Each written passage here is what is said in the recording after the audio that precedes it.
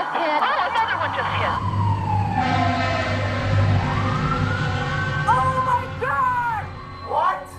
Oh my God! It's terrorists! That is what do we do? My brother called me. He's like, I was still sleeping, and my brother calls me up and said, "Man, turn the TV on, dude." And I'm like, "What's going on?" He told me, and I was like, "Holy crap!" So I turned the TV on, and right as I turned the TV on, the second plane hit the tower. I signed up because of September 11th. I quit an $80,000 a year job working for Porsche in Detroit. I saw it on the TV and said, this is a crock of crap. Somebody needs to do something. I went to the recruiter the next day because all the government offices had shut down on the 11th. Went back to the recruiters on the 12th and signed up.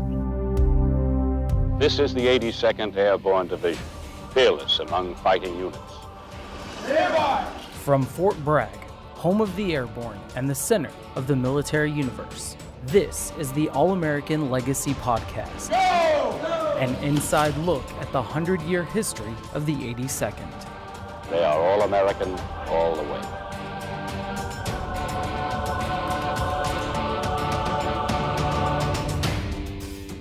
Colonel Donahue, the 1st BCT commander then, gave us a call to battalion commanders and said to meet him out at one of the ranges on Fort Bragg.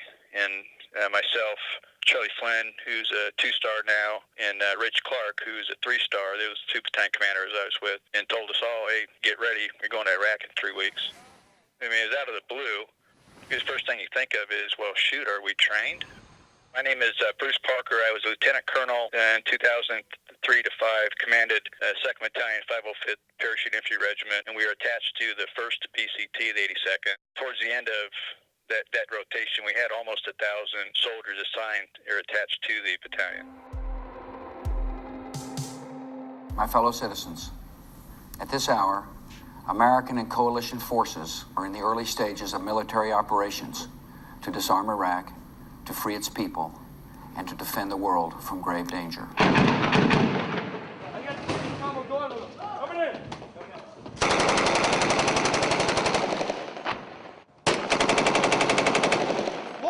The mission goals initially were to be a security force.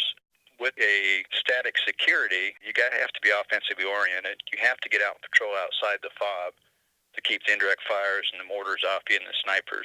It was a security posture, and did we complete our mission? Heck yeah. Actually, and improved on it, because as we were there, we interacted with the Iraqis. Our physician assistant, my PA, and my doc, they opened up a little treatment facility for the Iraqis.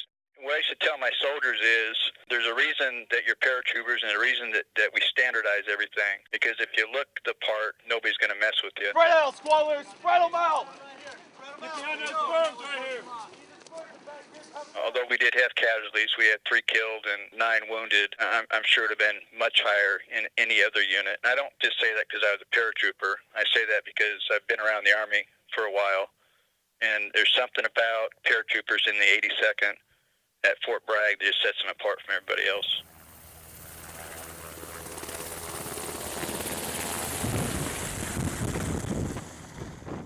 When the operation first kicks off, they're ready for an airborne assault. I am John Arson. I'm the museum director for the 82nd Airborne Division War Memorial Museum.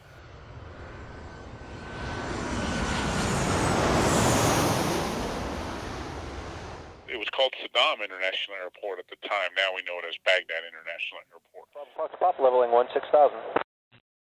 337 for Bravo Fox Papa. They planned to put the 82nd, that brigade, onto the airport to be able to help control that airport, either to help move soldiers in or to also allow so that no one could escape from the government or anything like that.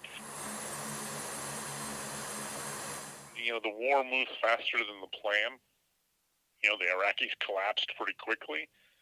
And so now, what do you do with the 82nd Airborne Division and that brigade? Well, what's happening is as the Marines are running north on the east side of the river, the 3rd Infantry is moving north on the west side of the Euphrates River. The supply lines are getting very long, and now they're beginning to get attacked and harassed as people are moving forward. And so that's what ends up happening is the 82nd, 2nd Brigade is sent into Samoa and helps to clear the city of those elements that are hiding. There's no logistics set up, and so there's not a pipeline to move fuel. Everything's moving up the highway through trucks. And so someone has to help protect those, and that's what the 2nd Brigade does during that mission.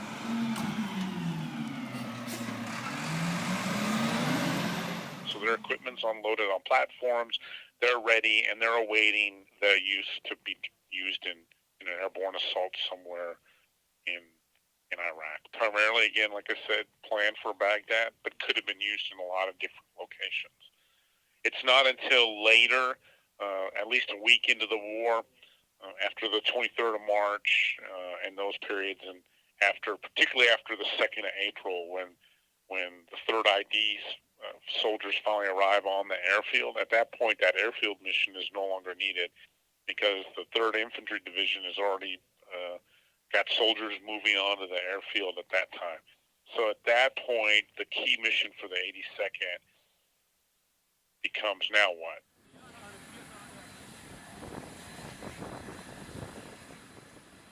The 82nd's there. They provide the 3rd Army kind of that hammer that he can put anywhere on the battlefield that he needs. They never did an airborne assault during that operation.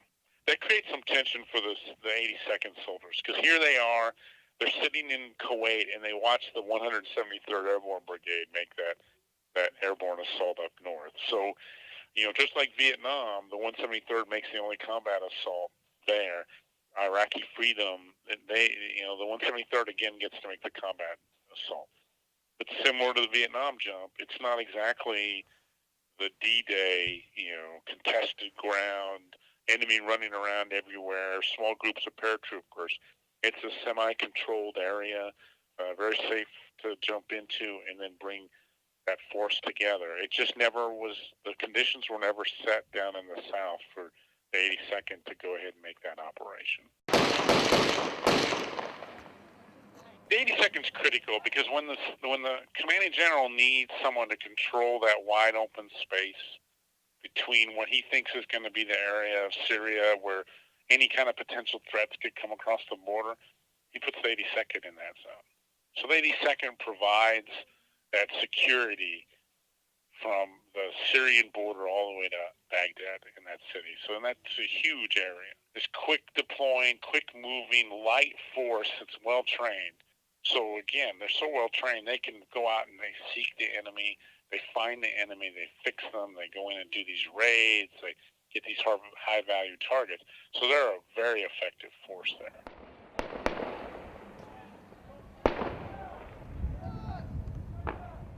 Primarily, if you look at it, the casualty rates for the division are lower than any of the other units in the Army. So same battlefield, same conditions.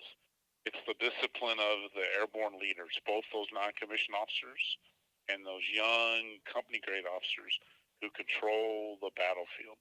And then you've got disciplined soldiers there. So they practice harder, they fight better, they know each other better, and so that all creates fewer casualties on the ground.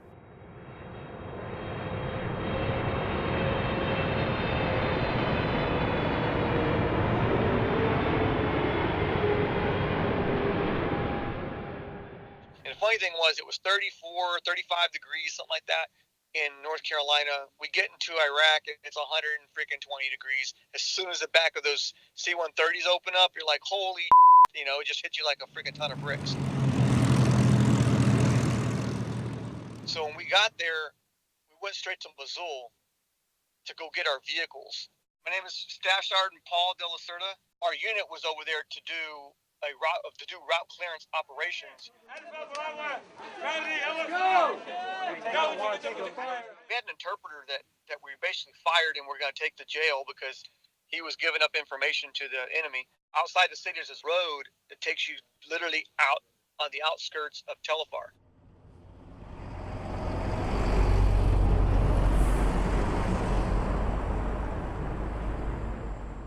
And as we're going out that road, we hit a big ass puddle of water and hit the IED.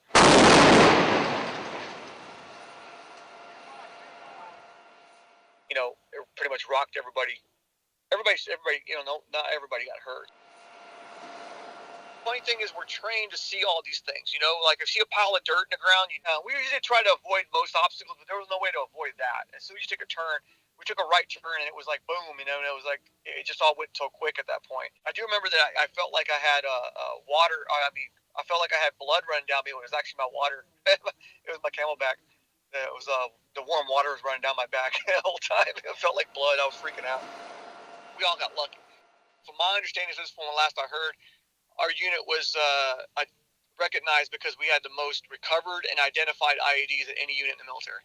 I chose to be there. I fought to go to the 82nd. I didn't get a sign there and go, oh crap, I'm going to the 82nd. No, I actually re-enlisted and stayed in the 82nd for 8 years. It's open! Door's open! I got the combo going with them. Coming in! Coming in! I signed up because of September 11th. I quit an $80,000 a year job working for Porsche in Detroit for September 11th. Does my chest pop out a little bit? Yes, because only 1% of the entire populace has ever decided they wanted to sign the paper and join the Army. It's awesome knowing that I've done that. My name is Richard Dean. I was a specialist in Iraqi Freedom, August 2003 to April 2004.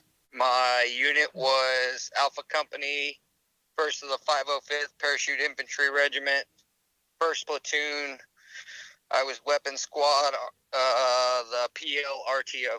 We had just got back from Afghanistan, and we were out training on Fort Bragg. Came back from that, and we had a company formation, and we were told, hey, we got the notification. We're going to be pushing out on X date. It wasn't an 18-hour jump-in notification. It was, we had time to pack. We had time to say goodbyes and do our things. When we landed in Baghdad International Airport. We had to secure and patrol Fallujah, Iraq, and maintain security throughout the city. Press!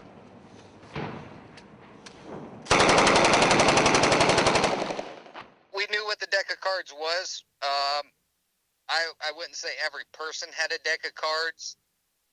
We knew what the main targets were on the deck of cards. Our command group had a deck of cards. They wouldn't tell us, hey, you're going for the ace of spades today. Hey, you're going for this. It was just, we're going for a target. This is what they look like. Here's where they're at. And good luck getting them. So, I mean, there were a lot of wild goose chases. And there were a lot of good times where we got the target we were looking for.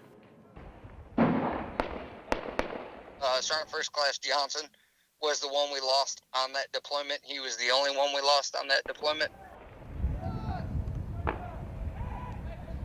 They were doing route clearance through the Cloverleaf, and they had dismounted the Humvees before the Cloverleaf to walk through to make sure the area was clear for the vehicles to come through, because we had received quite a few ambushes through the Cloverleaf.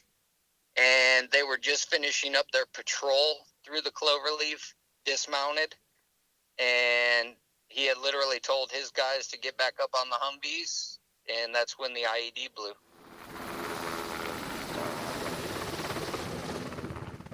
I mean, yeah, everybody knows when they sign up for the Army or the military, you're putting your life on the line.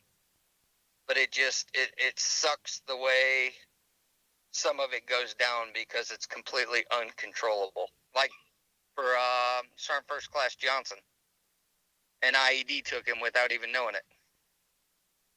It's not like we can identify a military that we're going after.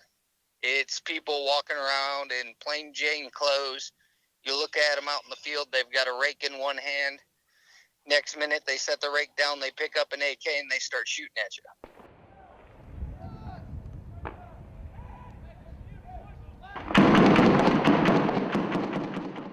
I think our training is awesome. As a division, we do a lot of it. And as a division and as a trooper in division, we have higher standards. And being a paratrooper, you know, if it's going to jump into combat, and it's time to jump into combat, you're jumping behind enemy lines. You're not facing them head on. They're everywhere. So as division troopers, we understand there's a higher expectation of us, but we set that expectation. we set ourselves apart from other divisions across the Army because we know we're better. I miss the camaraderie with my fellow brothers because it's a family, man.